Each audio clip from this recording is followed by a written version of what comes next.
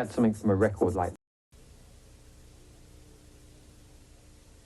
and one in the center. The one in the center is pure light.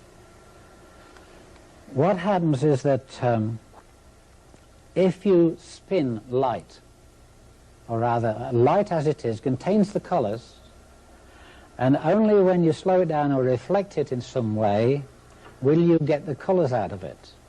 But when I was a kid, we used to play whip and top. I don't know whether you know that, well, that is. In England, it was a whip and top, and you hit it with a string, and it used to spin around. And we used to paint the top of it, different colored stripes, pretty colors. And when that was spinning fast, it looked white. When it was still, it was different colors. And it's the same when light spins. It becomes pure light. All these join together into the one. Now, if you were to take anything like that, you bring it back down to the one. All these six, they come back down to the one. Now let's take the speed of light. If you were to find the square root of the speed of light, about 24 times, you come down to the one. We always go back. We come from the one and we go back to the one. Now all these performances that I'm talking about are going to be reflected in your pyramids. And one by one we'll put them into use. But to carry on with the the matter that's locked in form, light is locked in form, we have energy entering the earth, and it's distributed. Like you can take electricity into a building. The main one comes in, and then you distribute your electricity to the various rooms, the outlets, the whatever, stoves and whatever, lighting, and it's distributed all over the place. Now the earth is the same thing. The earth has a grid, which is this one here, chart F. This is like a grid of the earth. All those shapes I talked to you about are in that. You have your circle is your circle of the earth. You have hexagons, and you have triangles, and then they are laced together. You see, you can come down to a smaller hexagon here, if you can see that. You come down to a smaller hexagon, and you come down to a smaller triangle. In other words, from a big one up here, you can go down to a small one here. It's just a repeat of the same thing down. And what happens as you take from the big area and compact it into the center, gravitation, then you have a stronger energy in the center than you have on the outside.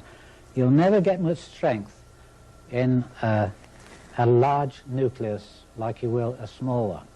If you have gravitation, tremendous gravitation, into a small compact nucleus, it will give out, it has more potential than the one that's sloppy. So that on your light wave there, the ones that were turning slowly, they weren't compacted enough, and so you got light elements like hydrogen. And the ones that are lower down on the larger scale of that light scale, where they're whizzing around, you have such things as iron and copper. They have gravitated to the center until they are more solid, if you like. And the more solid they are, the more energy they have. Around the nucleus of an atom, you will find the nucleus in the center, and around it, maybe I could show you on the board here. Around the nucleus, you would have, there's your energy. Around that, you would have what you call a force field.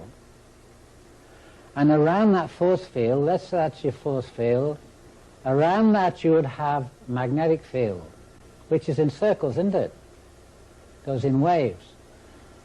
Now, when you measure the energy of, of any atom or any mass, you do not measure this from here out to here. You don't measure it even from here to the edge of the force field. You take a measurement of the edge of the nucleus to the edge of the force field. The radius of that will give you the approximate strength of your force field. If this is narrow here, you haven't got much of a force field. If this is compacted so tight, your force field could be out here. You'll see a lot of people who have a lot of energy. They are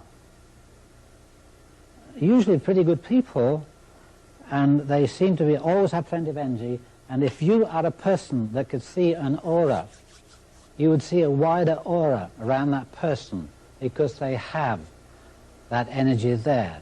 Some people that are kind of sloppy and don't sit around all day, you wouldn't see much of that. But a person that's active, on the go, lots of work in them, you'll see that aura around them. So the more compact the guts of the thing, the stronger the energy it is. We'll be talking about that in these crystals in a minute.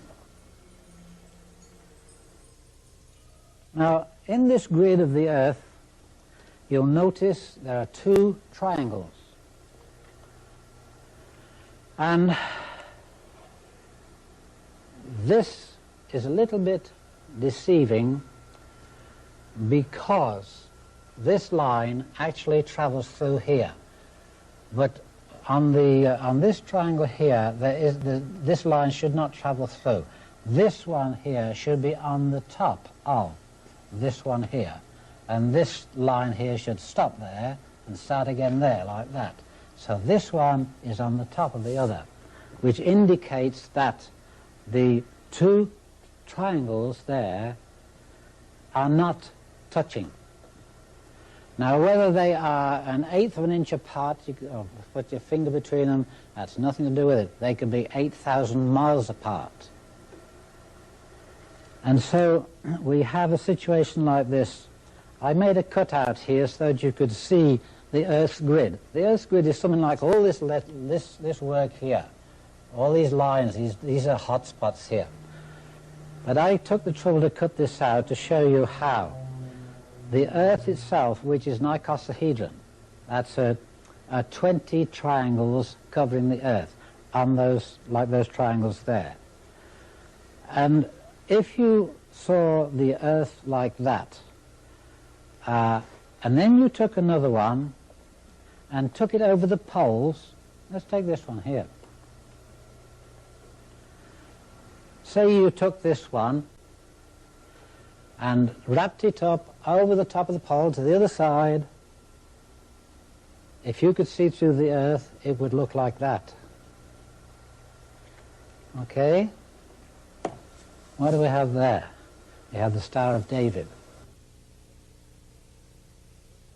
I have asked rabbis, priests, all kinds of religious people to try to find out for me what the Star of David is for.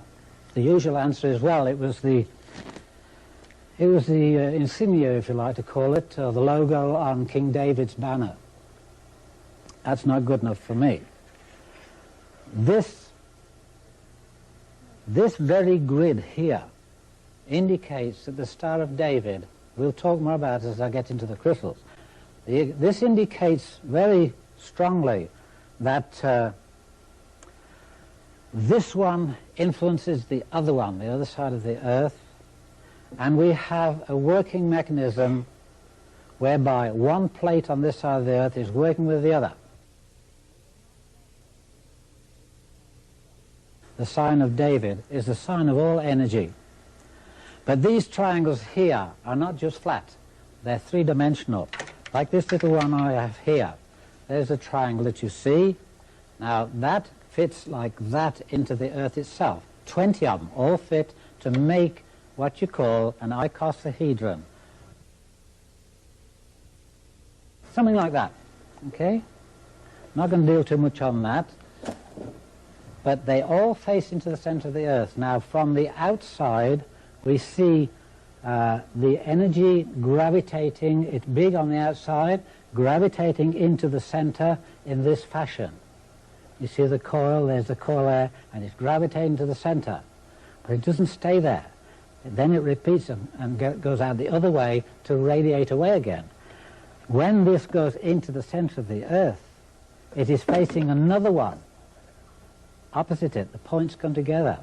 And so you have this going on here, that going on there, and you create a situation like a bar magnet where the center of the bar magnet is neutral. This is positive maybe, this is negative, and they come together, but they don't touch, they go to the outside, they keep in and out, but they do not touch.